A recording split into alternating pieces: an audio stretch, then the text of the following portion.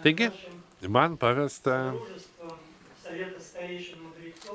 mūsų išminčių tarybos, mūsų centro vardu suformuluoti dabar pagrindinį mūsų tikslą. Ši mūsų diskusija truks valandą ir mes truputį esame ir nustebę, ir kažkiek sumišę, nes mūsų čia tiek daug ir norėtųsi, kad kiekvienas čia esantis galėtų kažkaip tai pareikšti savo mintis, nenutylėti, todėl iškart aš tokį pasiūlymą jums ir pateiksiu. Šią idėją mes dar tobulinsime.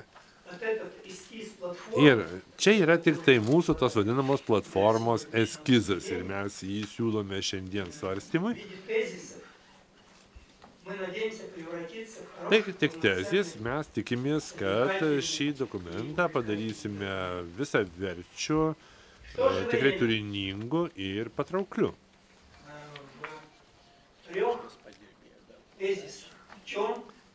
Taigi, kokia mūsų idėja, jeigu tai pabandytume išreikšti trim tezim?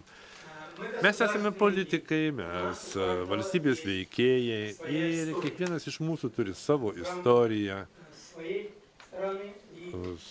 Mes dirbame savo šalyje, šiandien jau ir Baltijos Juodosios jūros regiono kontekste ir netgi pasaulio kontekste. Tačiau mes esame politikai, turintys ir tokią ypatingą moralinį, dvasinį kamertoną. Ir būtent mes dėl to turbūt susijungėme vienijami šios iniciatyvos. Mes politikai, kurie visuomet domėjomės ir visus savo politinius veiksmus siejome su politinė išmintimi, su, jeigu galima taip sakyti, politiniu protu. Visuomet tai darėmės, kuomet reikėdavo priimti kažkokius tai gyvybiškai svarbius sprendimus ir gyvendinti. O dabar, prieš keletą mėnesių, kuomet mes apmąstėme savo iniciatyvą ir sugalvojome sukurti Baltijos Juodosios jūros tyrimų ir konsensuso centrą, mes supratome, kad tai gali būti naudinga, jeigu mes nuolat ir ilgą laiką bendradarbiausime. Tai yra mes politikai ir ne tik vakarykščios dienos politikai, bet ir veikiantys šiandien, visi tie, kurio mūsų manymu sugebės susidomėti, bendradarbiauti su mumis. Ir tokiu būdu mes galėtume truputį atnaujinti, kokybiškai pakeisti realios politikos santykius su intelektualia visuomenė. Man lengviau apie tai kalbėti, nes visą savo sąmoningą gyvenimą aš sukausi universitetų pasaulyje ir netgi dirbdamas Kremliuje vadovavau katedrai, vienai, kitai, keliose Maskvos universitetuose, buvau ir tarptautinio universiteto Maskvoje prorektoriumi ir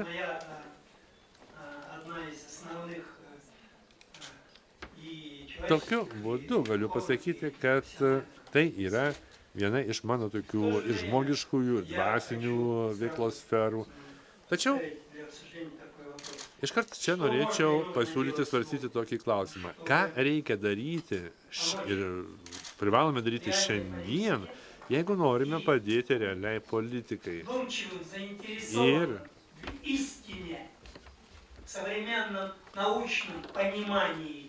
žmonėms, kurios domina tiesa, kurios domina dabarties problemos, dabar iškilę grėsmės, kurios kaupėsi ir kaupėsi praktiškai kasdien. Ir tų problemų diagnostika, o to labiau sprendimo, mes nematome šiandien. Ir kaip tą mūsų sąjungą šiandien sustiprinti, kaip padaryti taip, kad tai būtų mums visiems įdomu, naudinga pagaliau, kaip įvertinti tą banalią, primityvę schemą, kuomet surinkami ekspertai. Nesakysiu, kad tai daro prezidentai, bet tai daro ministrai, kažkokie pirmininkai. Ir sako, štai jums toks uždavinys ir pateikite savo apmąstymus. Tie apmąstymai pateikiami, o ministras sako, ką, šitus 20 puslapių reikia skaityti, padarykite 2 puslapius.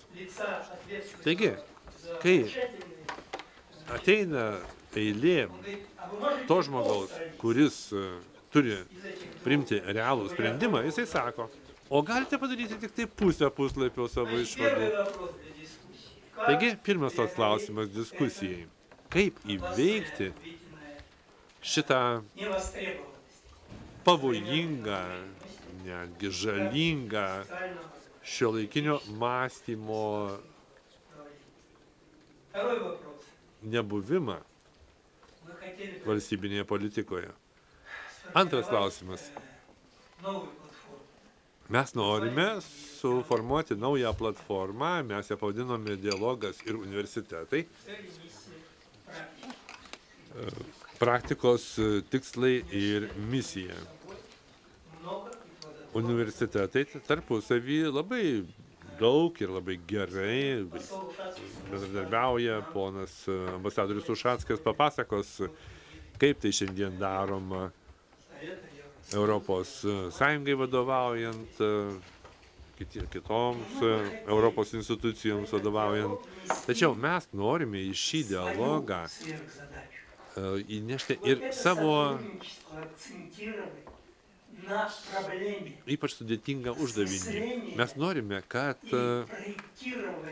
tos problemos leistų mums akcentuoti, projektuoti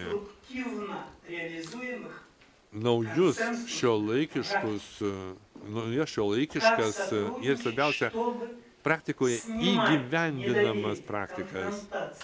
Kaip nugalėti konfrontaciją, kaip nustoti vis žvalgytis į praeitį ir su tom dabarties esamom žaizdom šiandien atsižvelgti į vienas kito interesus. Mums visiems reikalinga kita paradigma. Mums visiems reikalingas visiškai kitoks diskursas. Tai tarpusavio supratimo, tai tarpusavio paramos ir galų gale abipusės atsakomybės diskursas. Ir trečia, ką praktiškai galėtume padaryti ir reikėtų padaryti, jeigu šiandien čia Kauno universitete mes su jumis priimsime tokį sprendimą, sukurti tokį universitetų dialogą. Mes turime vieną idėją – įsteigti tokį kasmetinį konkursą tarp Baltijos ir Juodosios jūros universitetų. Būtent konkursą šią principinę mūsų manymo tema. Tai konsensusas siekiančių situacijų stebėsena. O šiandien mūsų forumas skirtas kaip tik Baltijos konsensusui. Čia daug jau apie tai buvo sakyta. O svarbiausia, kad iš konkurso dalyvių mes gautume tyrimus, analizę, kuri remtųsi konfliktologijos tyrinėjimas, šiuolaikinių prognozavimų, kur būtų galima, remiantis šiais tyrimais, užkirsti kelią dar tik būsimiems konfliktams, būsimiems nesutarimams. O svarbiausia, galėtume kurti kartų dialogą, tai būtų ir profesūra, ir studentija, tai, kas yra mūsų valstybių ir politinė, ir intelektualia prasme ateitis. Taigi, ačiū. Truputį užtęsiau įvadinį savo žodį. Aš nežinau, galbūt aš pasiūlysiu tokią paprastą formulę. Po keletą minučių kiekvienas, po keletą frazių, kiekvienas čia esantis, bet kuria patogia kalba. Ir taip nuo vieno krašto į kitą nueisime ir tuomet galbūt bus kažkokių tai klausimų iš salės. Ir galime pradėti nuo pono Ušacko. Kadangi susirinkom Vytauto Didžiojo universitete, tai kalbėsiu lietuvių kalba, tikiuosi, kad vertimas yra. Tai pirmiausia, labai džiugu matyti tiek daug garbių svečių, valstybės buvusių vadovų, išvakarėse Lietuvos nepriklausomybės atkūrimo dieną. Antra, kadangi esu praktikas diplomatas ir paskutinius 8 metus tenka atstovauti ES nelengviausiose vietose, turbūt karščiausiose, sudėtingiausiose, nors jie ir skiriasi, Afganistanas, dabar Rusija, tai šiek tiek mes mėgstam polemuoti, diskutuoti su mano geru bičiuliu, Lietuvos geru draugu Genadijum Burbulium. Tai pirmas dalykas, aišku, noriu sugrąžinti į realybę. Kalbam apie konsensusą, kalbam apie Baltijos šalių sėkmės pamokas, jog taip mes privalome siekti konsensuso ten, kur mes galim siekti konsensuso. Tačiau yra erdvių, yra principinių klausimų, kur konsensuso galbūt mes nesutarsime, ypatingai nepasieksime, ypatingai kai mes kalbame apie vakarų ir Rusijos santykius, kai kalbame apie Baltijos šalių, Ukrainos ir Rusijos santykius.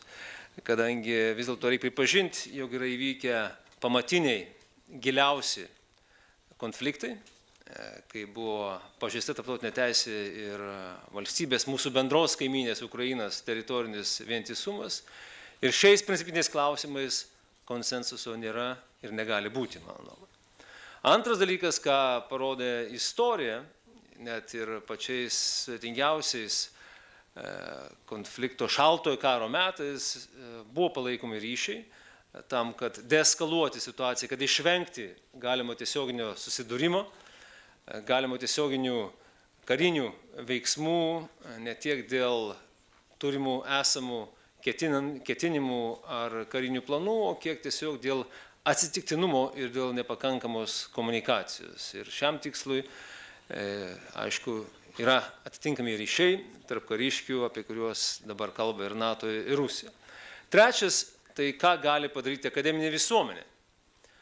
Mes privalom amortizuoti tą įtampą ir galim amortizuoti tą įtampą, išlaikydami akademinius ryšius, kam ES skiria nemažas lėšas. Man džiugu pripažinti, kad vėlgi nepriklausomai nuo tos politinės įtampos ir giluminės konfrontacijos, skirtingo, ką aš vadinu, pasaulyje žiūros konflikto tarp Rusijos ir vakarų, vis dėlto akademiniai mainai jie išlieka labai patrauklus ir Rusijos studentai, aplamai Rusijos universitetai yra patys aktyviausi, dalyvaujant ES finansuojamuose programuose kaip Erasmus+, Jean Monnet ar kitos. Vien tik per šios praėjusius 2 metus mes iš savo lėšų biudžeto finansavom 8 000 Rusijos studentų mokymasi ES universitetuose. Aš jau tą minėjau kelis kartus, norėtųsi matyti, kad Baltijos šalių universitetai būtų aktyvesni, bet vertinant aplamai, tai be abejonės yra labai svarbi investicija ir interesas, kuris ateina pirmiausia iš pačių Rusijos piliečių, iš akademinės visuomenės ir studentijos. Su Ukraina yra panaši situacija, nors pagal skaičius Ukrainos universitetai yra antri iš aktyviausių pasauliniu mastu.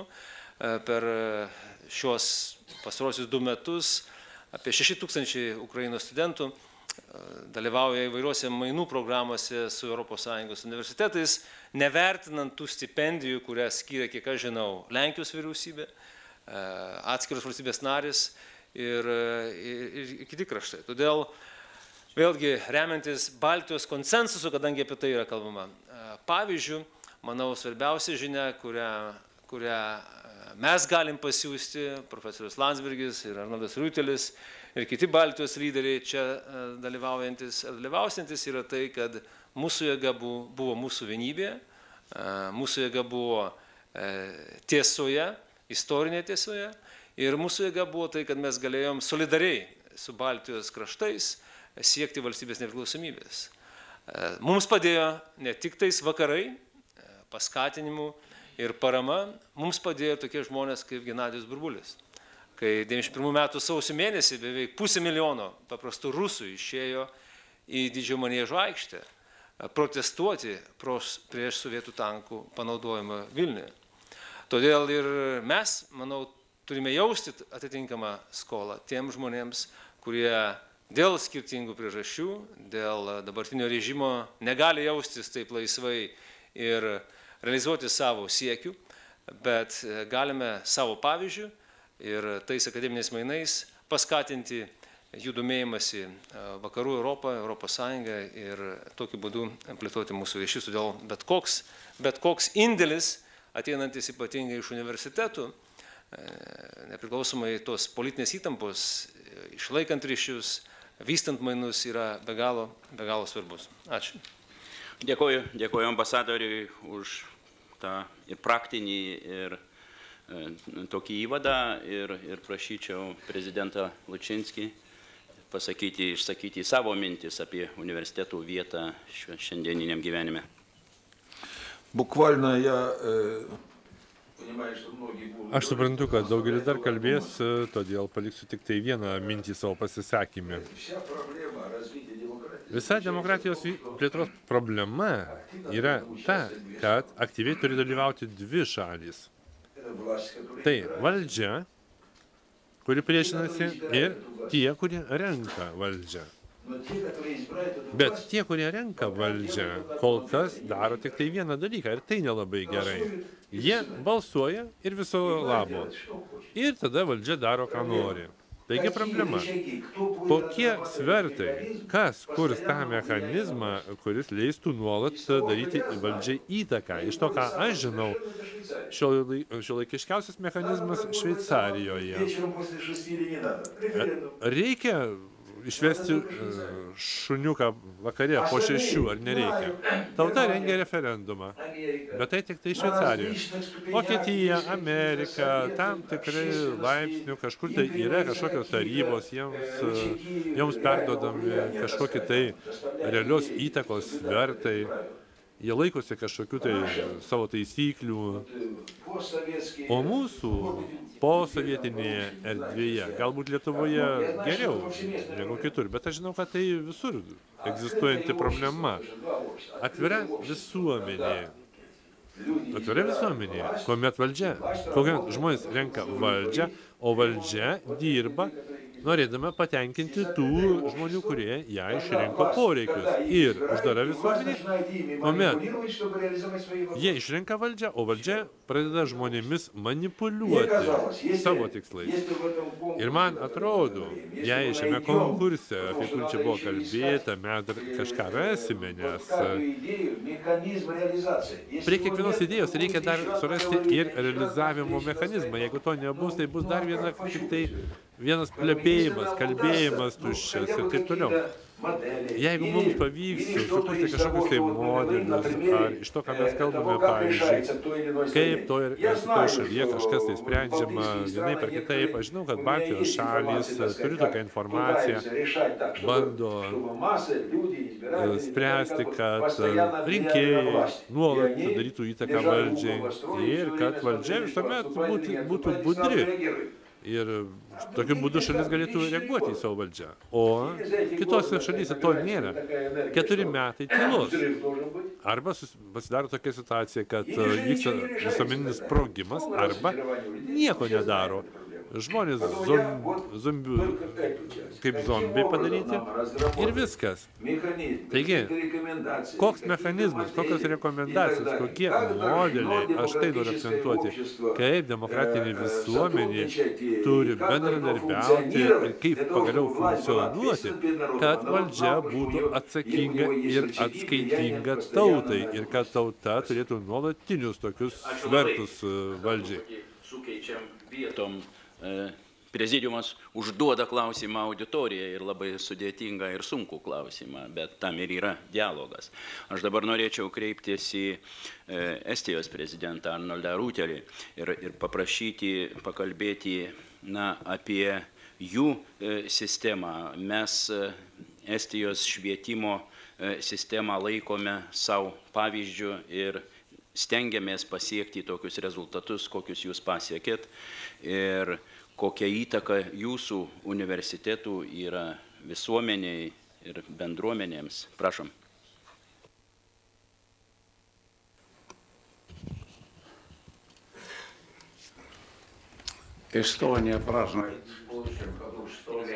Ateinančiais metais Estija švęs savo šimtmetį, valstybingumo šimtmetį. Tiesa, mes buvome praradę savo valstybingumą praktiškai 50 metų, pusė amžiaus, bet darėme viską, kas įmanoma, kad atkurtume savo valstybę. Ir tokiu būdu mes 88 dar metais pateikėme dokumentus į Maskvą, kuriais rėmėmės norėdami atkurti savo valstybingumą.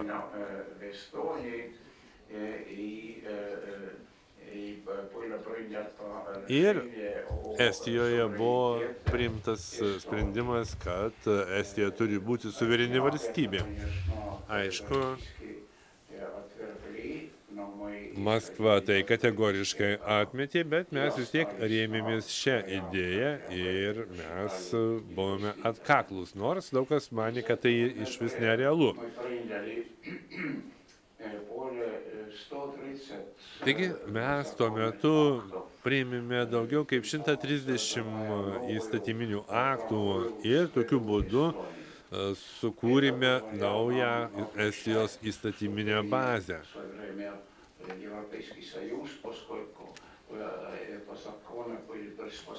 Aišku, mes žiūrėjome į ES įstatymų bazę, mūsų įstatymai buvo derinami su ta baze. Kodėl aš apie tai sakau?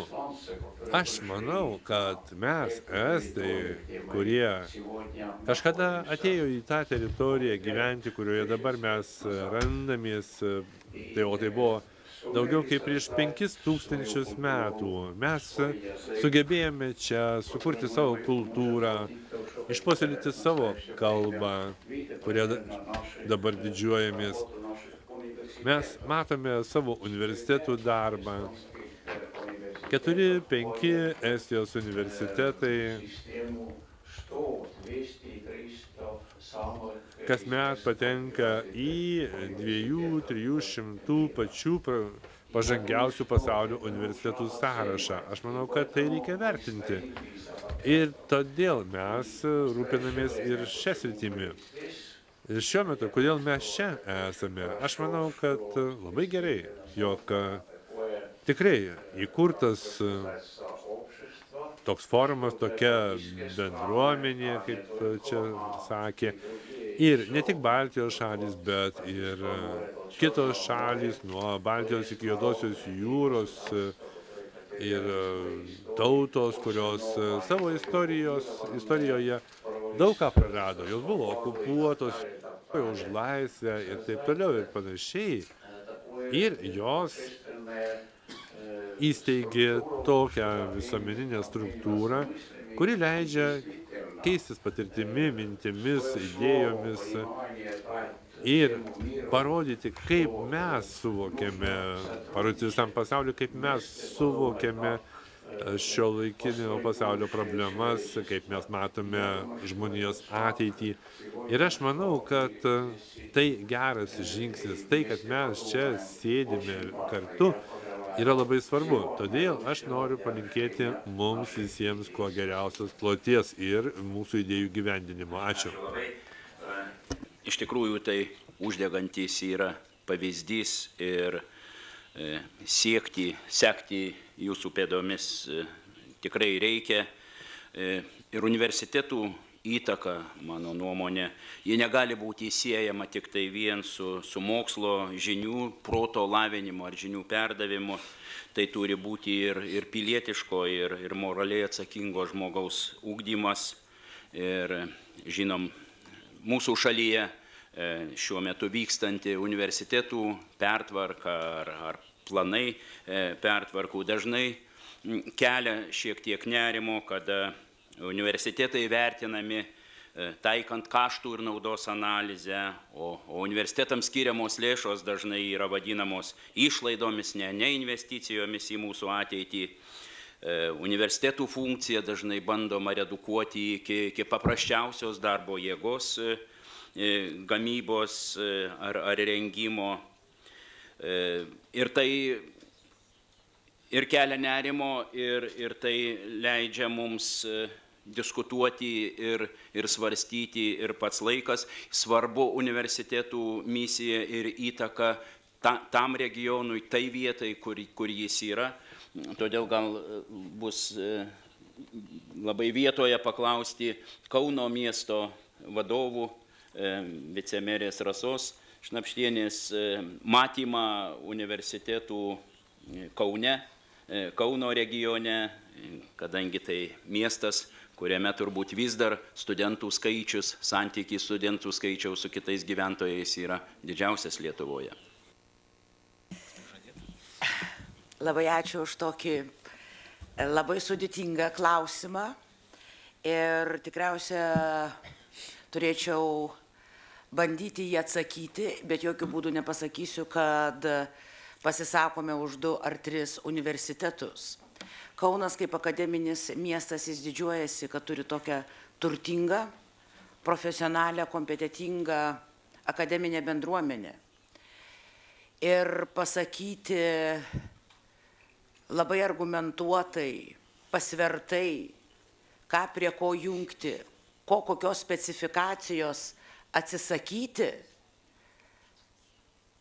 mums kaip savivaldos institucija, aš jau ir žiūriu į viceministrą, yra pakankamai sudėtingai. Visų pirmiausia, aš norėčiau galbūt pasakyti keletą minčių šitos diskusijos kontekste. Mums yra labai svarbus universitetų vaidmuo, ugdant ir vystant laisvą pilietinę visuomenę. Esu giliai įsitikinus, kad būtent universitete, kur gali ir turi gimti laisva mintis, atsiranda galimybės arba pamatas formuoti laisvą, nevergišką asmenybę. Estijos prezidentas paminėjo arba pasakė tokią frazę, kai mes netekom laisvės, mes netekom savęs.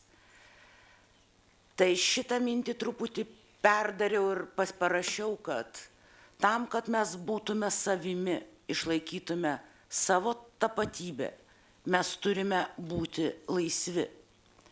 Ir aš labai norėčiau, nežiūrint universitetų pertvarkos, kad universitetuose išliktų mokslai, studijos, kurios betarpiškai įtakoja vertybių formavimą. Aš čia turiu omenyje socialinius, humanitarinius mokslus, kad nebūtų kalbama vien apie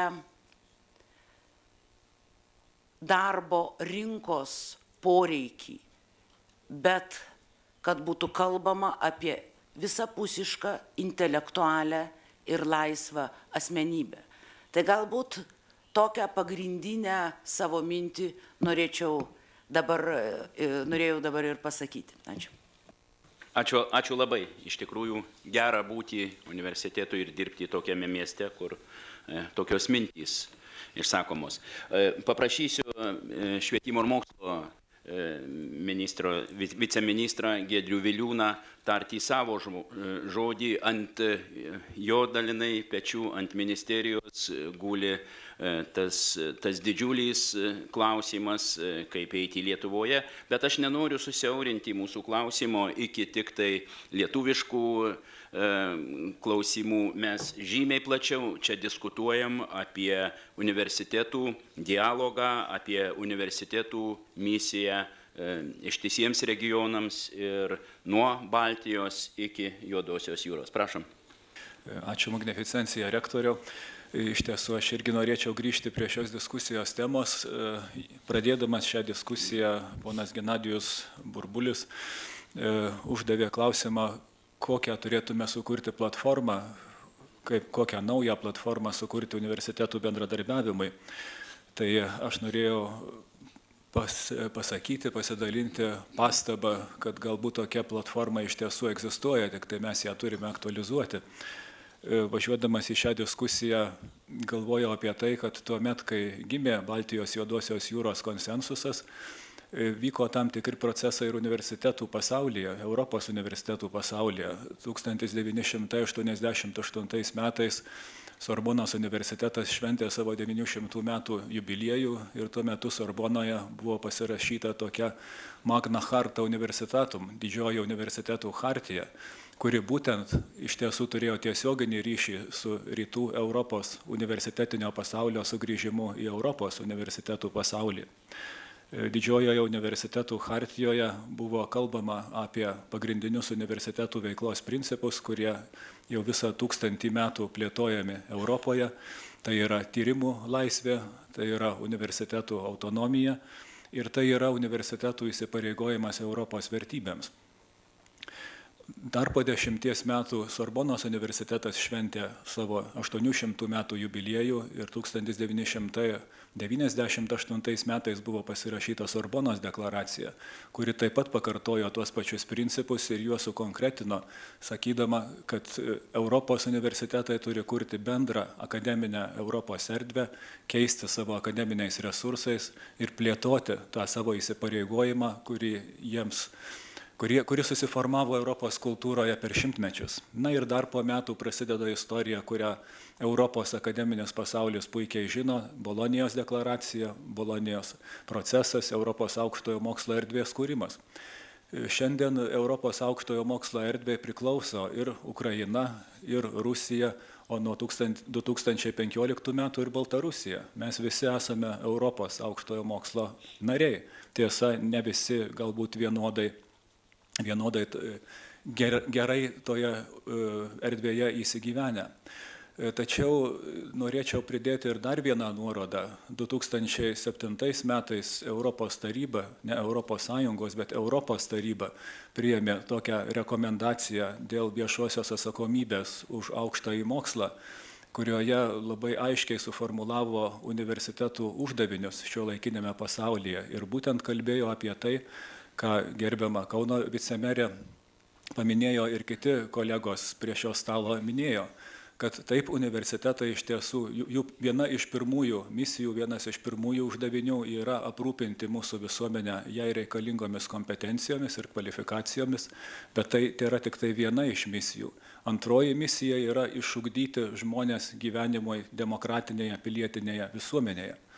Trečioji universitetų misija arba uždavinys yra išugdyti asmenį, ne vien tik tai visuomeniai, ne vien tik tai darbui yra žmogus, bet ir pačiam savo. Universitetui yra vieta, kurioje skleidžiasi žmogaus asmuo ir tai yra labai europietiška samprata, kad ne visuomenė, bet žmogus yra pirminė vertybė, jo teisės, jo gyvenimas. Na ir ketvirtoji misija arba uždavinys yra palaikyti žiniją, plėtoti mokslą, gausinti tą žinių bagažą, kuriuo remiasi žmonijos pažanga.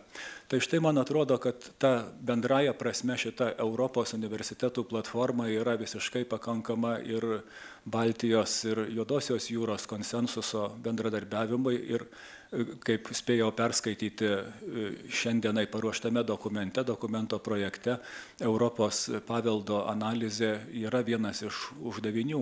Tai manau, kad labai natūraliai įsikomponuoja šitas uždavinys į tą giluminę Europos aukštojo mokslo dimensiją, nes tai, ką pastebiu dabar ir pats dalyvaudamas Bolonijos proceso, strategijos planavime grįžta pilietiškumo tema ir į Bolonijos procesą. Daugiau kaip 10 metų jinai buvo beveik išstumta ekonominių uždavinių, tos inovacijų skatinimo, orientacijos į darbo rinką, į kompetencijų tobulinimą, bet dabartiniai, matyti ir visuomeniniai sukrėtimai savotiškai pažadino Bolonijos dvasią, tą pirminę dvasią, ir dabar man tenka dalyvauti Bolonijos proceso po 20 metų strategijos planavime. Ten pilietiškumas yra viena iš kertinių temų. Tai manau, kad ant to galima, sakant, statyti ir vystyti. Na, o konkretesni politiniai instrumentai yra turbūt visai irgi aiškus ir jie yra iš dalies paminėti ir pasiūlytame dokumente. Tikrai labai geras formatas yra konferencijos.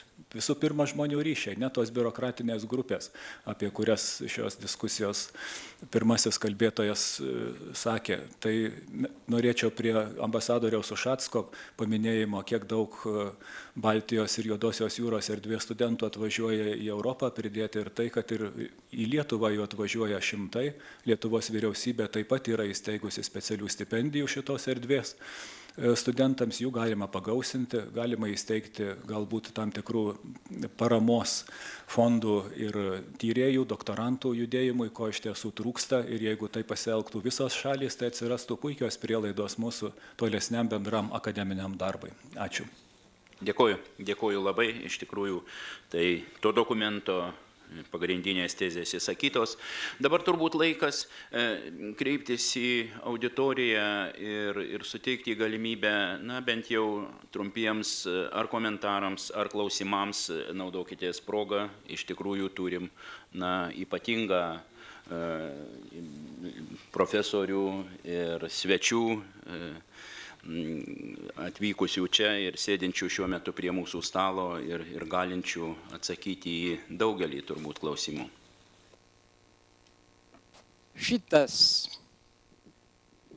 sudėtinga situacija, kuri yra Europoje ir kuri pagrindinai svarstoma čia, yra sugeneruota Putino ir jo kohortos. Įdomus dalykas yra tai, kad Krymo aneksija Rusijos rinkėjas pritarė 80 nuošimčių. Sakyčiau, jeigu 20 yra apsirikta, 60 nuošimčių pritarimas šitam žingsniui, kuris sukėlė Europoje sąmyšį, yra stebinantis. Koks ryšys su universitetais? Tiesioginis. Per ką galima keisti mąstymą rinkėjų? Per sąmonę. Universiteto vaidmuo, keičiant visuomenės, aš nesakau inteligentijus, tai tiesiogiai sąmonė yra principinis. Principinis. Norėčiau profesoriaus Burbulio paklausyti tokį dalyką. Koks šiuo metu yra vaidmuo Rusijos universitetų, kurie turi gražią istoriją, formuojant Rusijos gyventojų nuomonę, kuri yra, kaip rodo įvykiai, imperialistinė. Tai yra svarbus vektorius, kuris kelia problemas Europai. Спасибо большое за... Labai ačiū už jūsų tokį pozityvų požiūrį į mūsų iniciatyvą. Mes preliminariai su ponu rektoriumi svarstėme bendradarbiavimo galimybės ir aš esu pasirengęs skaityti speckursą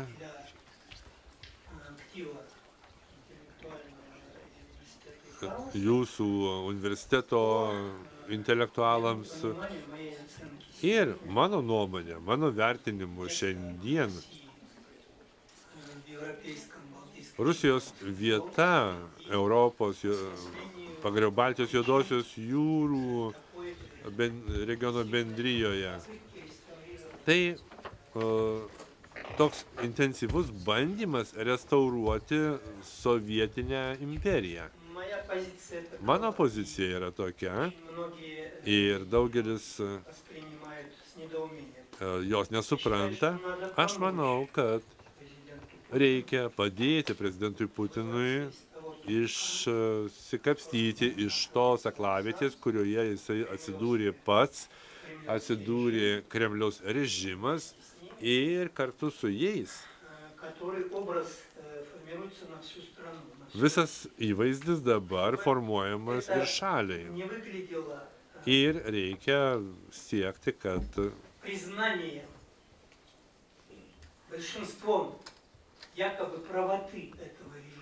dauguma nepripažintų šio režimo teisėtumo. Aš galiu tik pasakyti, kad šiandien viena iš universitetų dialogo idėjų tokia ir yra. Tiksliau Kremliaus Rusijai priekaištauja, prikiša imperinės ambicijas, kurios konkrečiai neprimtinomis formomis realizuojamos. Man tai atrodo nacionalinė tragedija. Tačiau mes iki šiol, iki galo nesuvokime sovietinės imperijos prigimties ir nesuvokime jos suirimo pasiekmių ir pačios prigimties.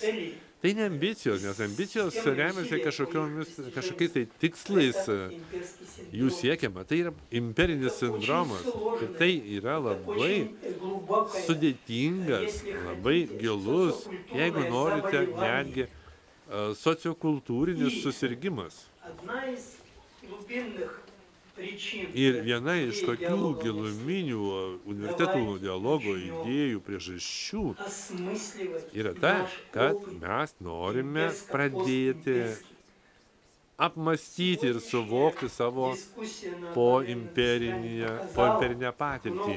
Šiandieninė diskusija parodė tiek daug įdomių pasvarstymų remiantis ir dokumentais, ir savo asmeninę patirtimi gali būti pateikta mūsų išminčių taryboje. Tačiau tai šiandien daugeliui, netgi daugumai studentijos yra neprieinama. Netgi išsilavinusiai visuomeniai tai yra neprieinama. Ir mes dėja naudojamės teisingu, bet neadekvačiu vertinimu to, kas buvo ir kas vyksta dabar. Jeigu norite, šis sindromas būdingas ne tik Rusijos Kremliaus vadovybei. Mes visi vienaip ar kitaip patyrėme tą poimperinę traumą. Ir mes joje dar esame, jos būsenoje esame. Man labai skaudu, kuomet kai kurie aktyvistai Europoje, Baltijos šalyse, tame tarpe ir Lietuvoje, užmiršta apie tai,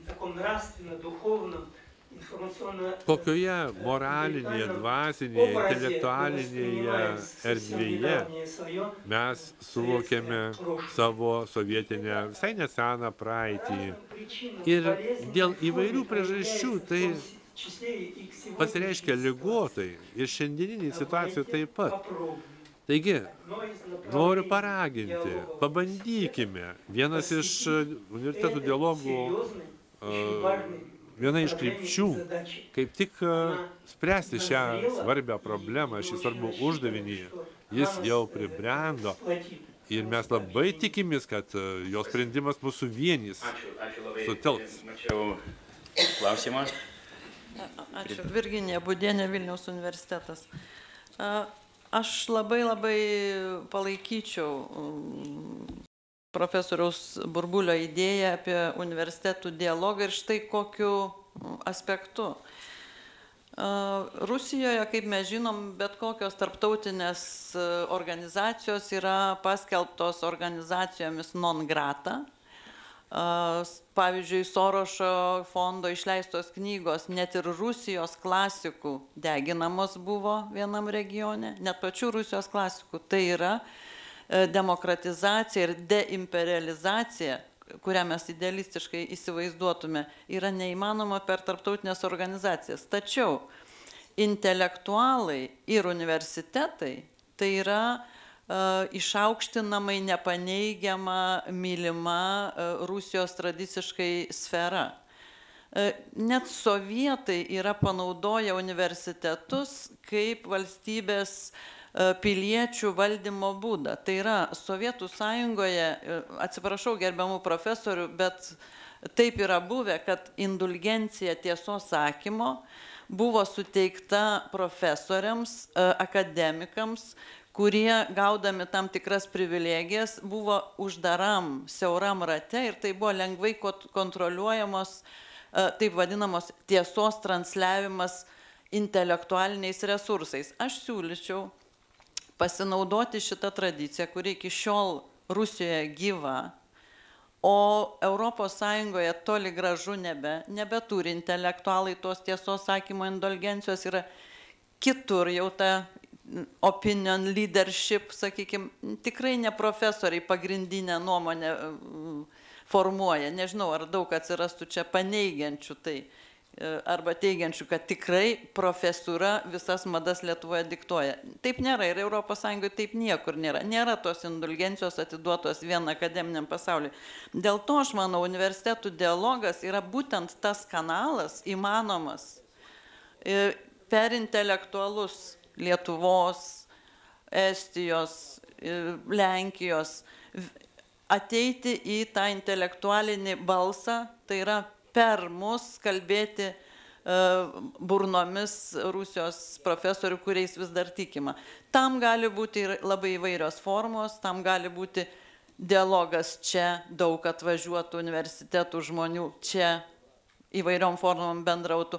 Galbūt ir vertėtų universitetui su universitetu, tai yra per intelektualinius resursus, čia ta Ščedrovickio mokyklos tradicija kalbant, per tą intelektualinius resursus tikrai tas universitetų dialogas daug galėtų padaryti. Ar tai yra konkurso forma, ar tai yra apskritų stalų formos, ar tai yra ekskursijų akademinių formas. Europa turi irgi Erasmus plus ir kitų instrumentų. Manyčiau, kad tai būtų labai prasminga.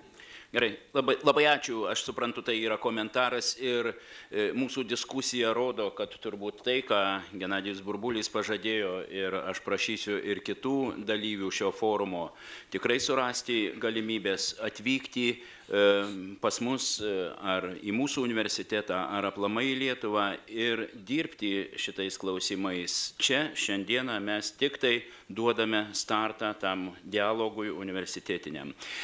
Nežinau, galbūt dar profesorius Landsbergis galėtų pridėti ar kažką dėl universitetų. Tai... Ačiū.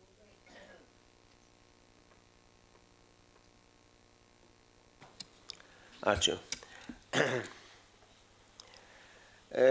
Šiek tiek pastabų turiu, galvoju apie tą tekstą ir apie tai ypatingai, kas čia dabar kalbama.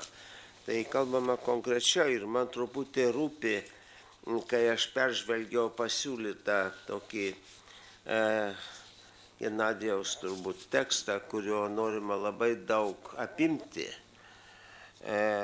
Ir aš matau tam tikrą pavojų pasilikti abstrakčiame lygyje. Galima pradėti ir reiškia palikti tokiame abstrakcijų svarstyme, kaip kas turėtų būti.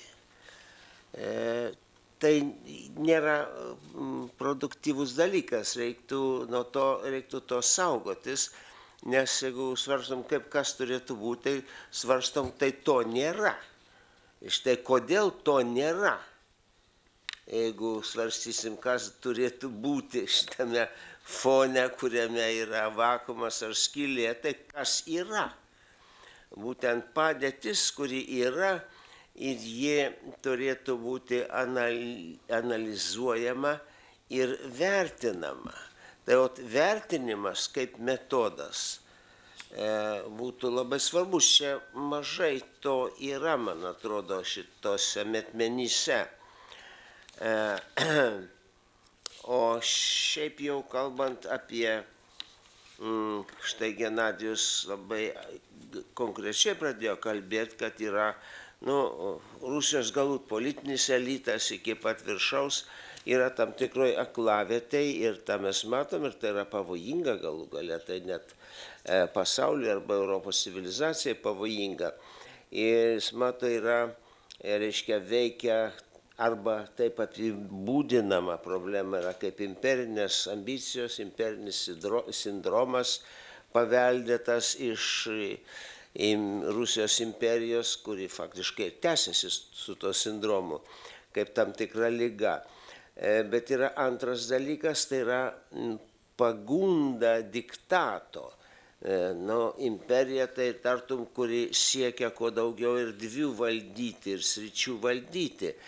O diktato pagunda pasireiškia net asmeniniuose santykiuose, charakteriuose, užimant pozicijas ir įtakojant savo aplinką, jeigu žmogus su ta liga, diktato pagunda yra bet kokiuose pareigose ir dabartinėje visuomenėje, tai mes matom ir pradžios mokykloje, ir bet kur yra vieni yra mokytojai ir auklėtojai, o kiti yra diktatoriai, kurie reikalauja, baudžia ir smaugia, faktiškai mintį smaugia, reikalauja aklo paklusnumo ir marionečių visuomenės. Tai čia turėtų būti fronto linija, pradedant net nuo asmens lygio ir nuo to asmens ugdymo, nuo mažens ir nuo auklėjimo. Čia mes turim tų blogų pavyzdžių, kurie išreikšti net labai konkrečiom sentencijom. Reiškia, arba ką aš norėčiau dar, pavyzdžiui, dialogas. Kaip suprasti dialogą? Mes matom dabar, pavyzdžiui, tarptautiniai politikoje. Daug kalbama apie dialogo būtinybę, bet to dialogo nesiekiama.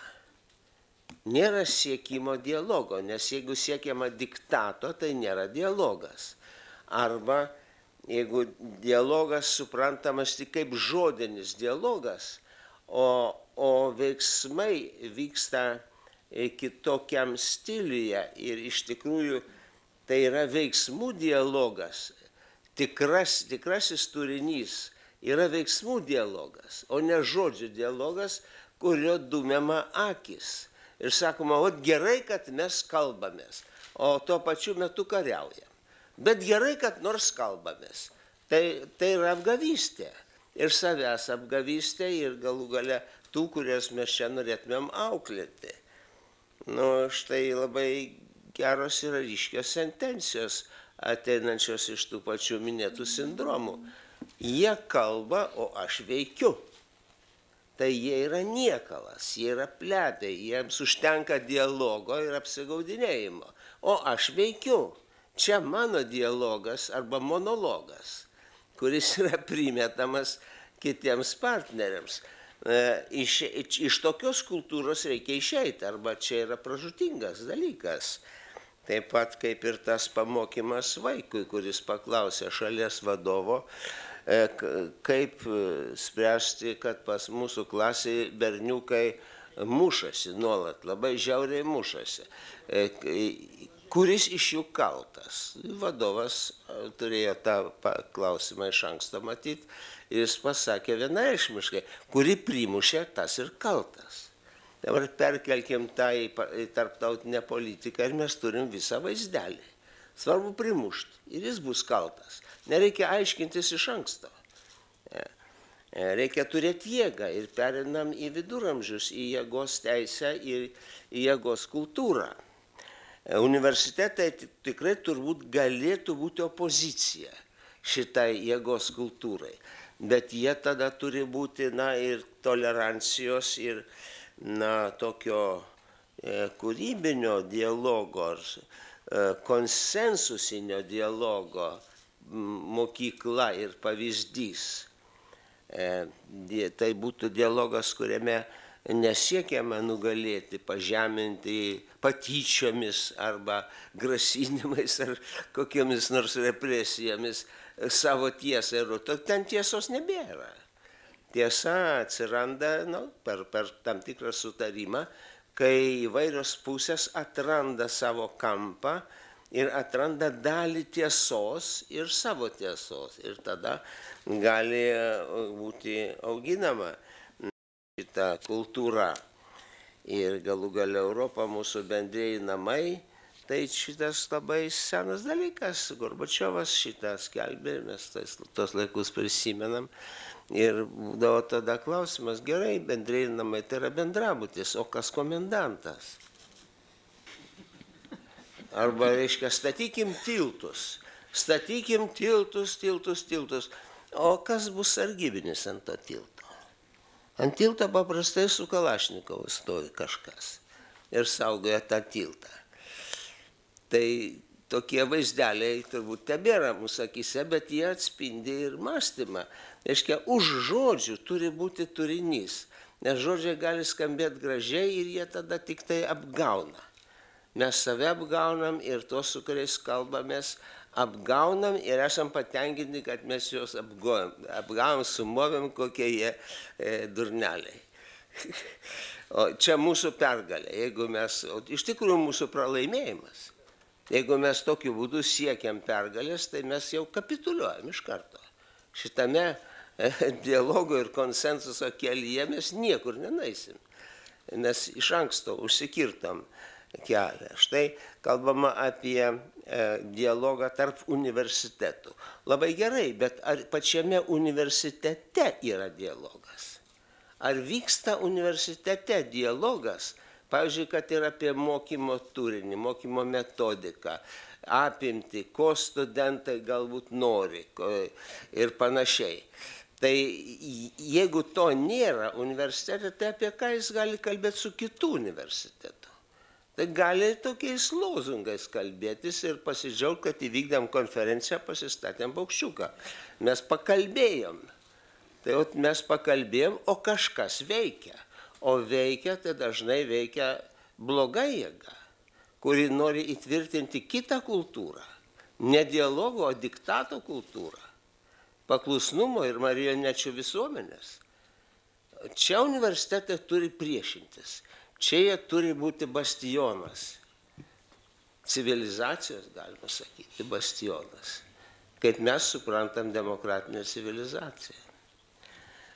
Tai aš... Tokių čia visokių minčių gali būti, bet man šitas, atsiprašau, Genadijau, bet gana abstrakčiai atrodo. Это что написано, так с благим намерением. Tai, kas parašyta, tai gerų norų vedini žmonės, bet ne visiškai remiasi realybė. Dėl komendanto. Landsbergis ir Burbulis. Pirmi du komendantai.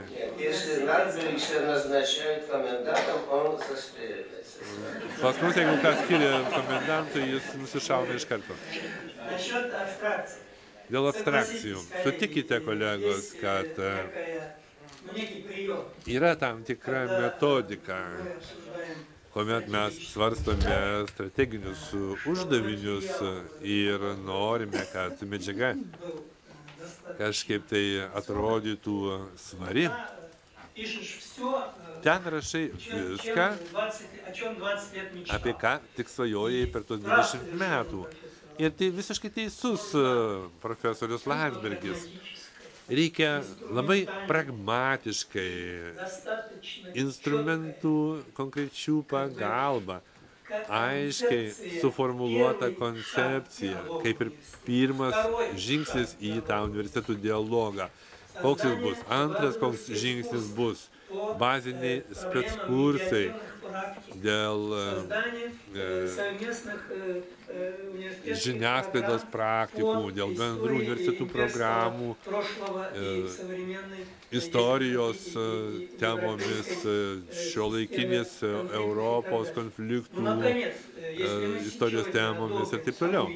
Bet jeigu šiandien mes nepalaiminsime pačios idėjos ir pavesime savo vienas kitam kažkokios tai užduotis, duosime įpareigojimus, tas pats universitetų konkursas, kuris bus organizuojamas mūsų pačių ir jeigu pagaliau susitarsime, kad ir Baltijos universitetai, Kauno universitetai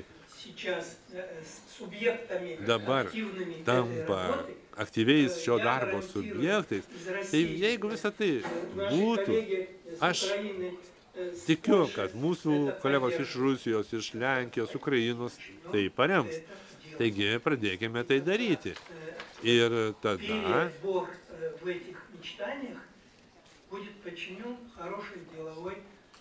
tos mūsų svajonės bus paremtos rimtų bendrų darbų. Kadangi laikas mūsų jau seniai yra pasibaigęs, tai žiūrėti į šį dokumentą kaip į startą ir tiesiog žiūriu į auditoriją, jūsų akis ir bandau išskaityti, ar principinis pritarimas yra šitam dokumentui. Ir suprantu, kad taip, todėl turim baigti šią konferencija, tikrai jinai buvo naudinga, tikrai tai yra tik tai pradžia, o ne joks pilnas užbaigtas darbas, nes darbų tikrai laukia daug. Aš dėkoju visiems panelės dalyviams, kiekvienam atskirai ir visiems kartu, ir dėkoju visai auditorijai, kurie susirinko, kurie klausė, kurie turi tikrai kiekvienas iš jūsų minčių, ir aš manau, mes rasim būdą, kaip jas surinkti į vieną vietą, į vieną konkretų jau dokumentą. Ačiū labai visiems, geros dienos.